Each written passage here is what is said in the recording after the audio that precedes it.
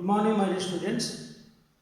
మనం ఈరోజు first year physics intermediate విభాగానికి సంబంధించి 10th చాప్టర్లో ఉన్నాం. ఘన పదార్థాలు యాంత్రిక ధర్మాలు అనే చాప్టర్లో మనం ఆల్రెడీ టాపిక్స్ అన్నీ కవర్ అయినాయి. దానికి సంబంధించిన కొన్ని ప్రాబ్లమ్స్ ఉన్నాయి, ఇంపార్టెంట్ ప్రాబ్లమ్స్. ఆ ప్రాబ్లమ్స్ మనం చేద్దాం. 1 మిల్లీమీటర్ వ్యాసం ఉన్న రాగి తీగను ప్రాబ్లం 1 మిల్లీమీటర్ వ్యాసం ఉన్న రాగి తీగను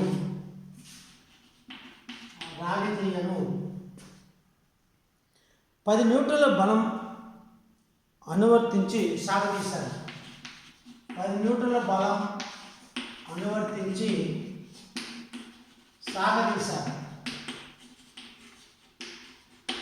సాగదీశారు. ఆ తీగలోని ప్రతిబలం కనుక్కోండి. ఆ తీగలోని ప్రతిబలం కనుక్కోండి. దీనికి ఏ విధంగా సాధన ఉంటుందో మనం పరిశీలిద్దాం. వ్యాసం అనేది తీగ వ్యాసము 1 మిల్లీమీటర్, 1 మిల్లీమీటర్. దీని వ్యాసార్థం మనం క్యాల్కులేట్ చేస్తే వ్యాసంలో సగమే వ్యాసార్థం 1/2 మిల్లీమీటర్ వస్తుంది. 1/2 మిల్లీమీటర్ వస్తుంది. 1/2 మిల్లీమీటర్ని మీటర్లో మార్చుకుంటే 1/2 × 10⁻³ వస్తుంది. యాక్చువల్గా -3 వస్తుంది. -3 మీటర్లు.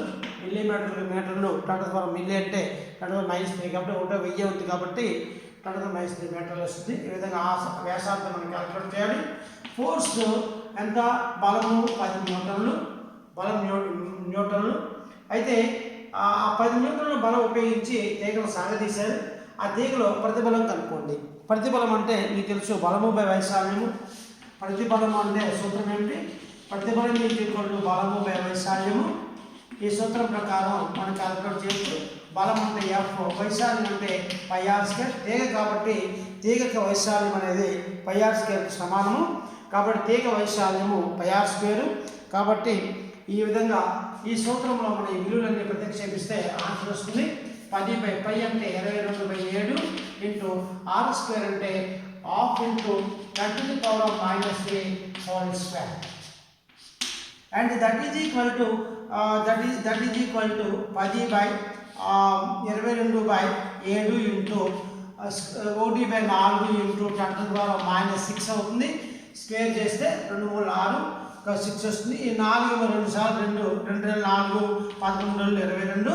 కాబట్టి దీన్ని మన 2014 ఏమవుతుంది? ఇక్కడ 11/14 వస్తుంది. దట్ ఈజ్ ఈక్వల్ టు 10 ఈ 10⁻⁶ పైకి పోతే 10⁻6 వస్తుంది.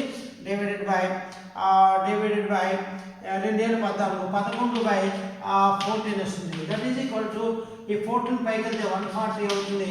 140/11 × 10⁻6 వస్తుంది. దీన్ని మనం సూక్ష్మీకరిస్తే మనకు ఆన్సర్ ఏమొస్తుంది అంటే అప్రాక్సిమేట్గా మీరు 12.72 10⁻6 పాస్కల్ వస్తుంది. 12.72 × 10⁻6 పాస్కల్ వస్తుంది.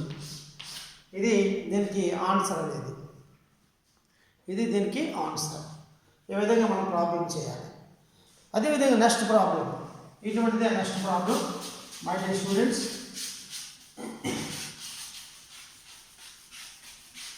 నెక్స్ట్ ప్రాబ్లము సాధారణంగా 20 సెంటీమీటర్ల పొడవున్న 20 సెంటీమీటర్ల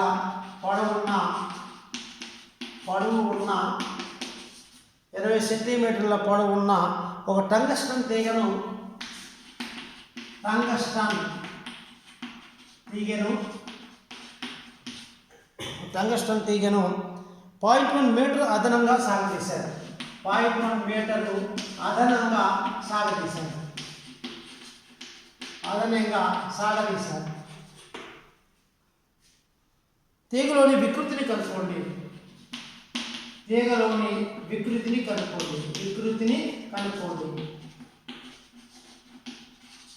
సాధన. అసలు పొడవు 20 సెంటీమీటర్లు. తీగ అసలు పొడవు L = 20 సెంటీమీటర్లు. మరి సాగుదల ఈ అనుకోండి. ఎలాంగేషన్ 0.1 మీటరు అదనంగా సాగదీశారు. 20 సెంటీమీటర్లు అదనంగా 0.1 మీటరు సాగదీశారు. 0.1 మీటర్ అనేది సాగదీశారు. ఇక్కడ మరి సాధారణంగా సాగుదల అనేది 0.1 మీటరు, ఇదేమో 20 మీటర్లు, 20 సెంటీమీటర్ల తీగది, 20 సెంటీమీటర్ల తీగ.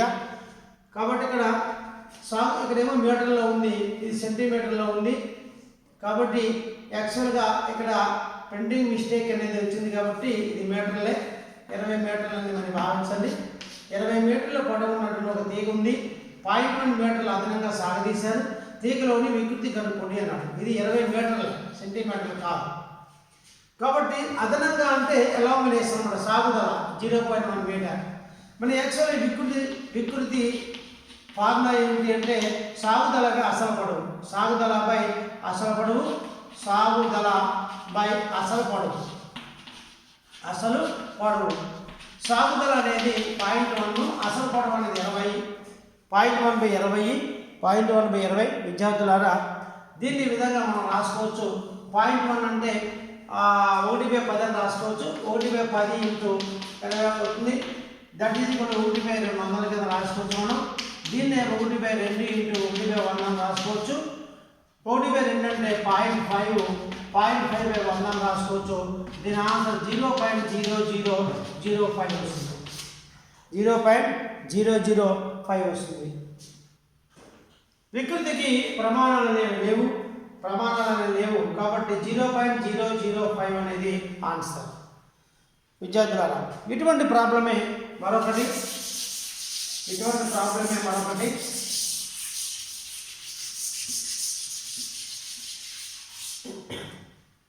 ఇనుప తీగను 1% సాగదీసినట్లయితే, ఇనుప తీగను 1%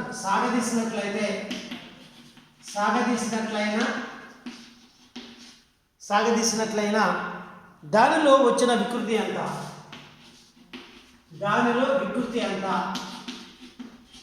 వికృతి ఎంత? సాధన. అసలు పొడవు యాక్చువల్గా అసలు పొడవు మనం ఏమనుకోవాలి, 1 సెంటీమీటర్ అనుకున్నాం అనుకోండి. 1 సెంటీమీటర్ అయినా 1% సాగదీసాము. సాగుదల ఎంత? 1% ఈజ్ ఈక్వల్ టు 1%. 1% అంటే 1/100. 100కి 1 సెంటీమీటర్ సాగింది. అసలు పొడవు 100 అయితే అసలు పొడవు 100 సెంటీమీటర్లు అనుకోండి. 100 సెంటీమీటర్లు అయితే 100 సెంటీమీటర్లకి 1 సాగింది. 100 సెంటీమీటర్లకి 1 అనేది సాగింది. యాక్చువల్గా అసలు పొడవు 1 సెంటీమీటర్ అనుకో. 1 సెంటీమీటర్ అయితే సాగుదల 1%. 1% అంటే 1/100. 1/100 అనేది సాగుదల, అంటే 0.01 అనేది సాగుదల అన్నమాట. వికృతి ఏ విధంగా మనం క్యాల్కులేట్ చేస్తాము అంటే వికృతి ఈజ్ ఈక్వల్ టు సాగుదల బై అసలు పొడవు, ఇది ప్రిన్సిపల్.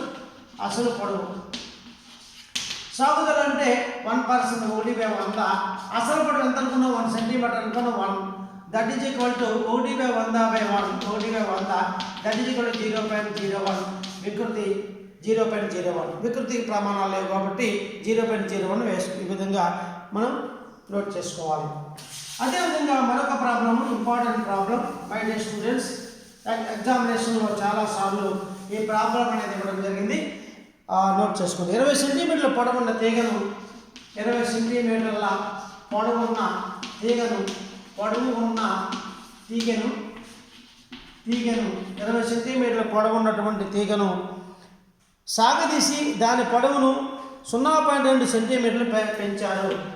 సాగదీసి దాని పొడవును ఎంత పెంచారు? దాని పొడవును 0.2 సెంటీమీటర్లు పెంచారు. ఉక్కు ఫాజోన్ నిష్పత్తి పొడవున్న తీగ, ఉక్కు తీగది పొడవున్న ఉక్కు తీగ, ఉక్కు యొక్క ఫాజోన్ నిష్పత్తి ఇచ్చాడు. ఉక్కు ఫాజోన్ నిష్పత్తి ఎంత ఇచ్చాడు అంటే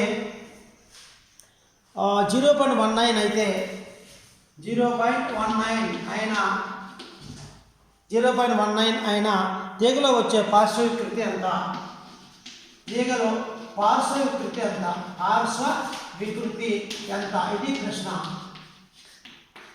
ఇక సాధన ఏ విధంగా మనం చేయాలి అంటే, లెక్కలో 20 సెంటీమీటర్ల పొడవున్న ఉక్కు తెగిచ్చాడు, సాగదీశాడు దాని పొడవును 0.2 సెంటీమీటర్లు పెంచాడు. అసలు పొడవు ఎంత? అసలు పొడవు దిగులు 20 సెంటీమీటర్లు, సాగుదల ఎలామినేషన్ దిగులు 0.2 సెంటీమీటర్లు. పాజిటివ్ నిష్పత్తి ఇచ్చాడు సిగ్మా 0.19. అయితే పార్శ్వ వికృతి ఎంత అడిగాడు. పార్శ్వ వికృతి అనేది ఎంత? పార్శ్వ వికృతి ఎంత? పార్శ్వ వికృతి ఎంత అన్నది ప్రశ్న.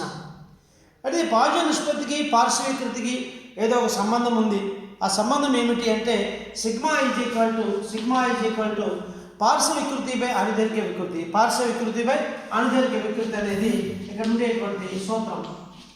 పార్శ్వ వికృతి బై అనుదైర్ఘ్య వికృతి. ఈ పార్శ్వ వికృతికి అనుదైర్ఘ్య వికృతికి ఉండే నిష్పత్తినే పాజిటివ్ నిష్పత్తి అంటాం.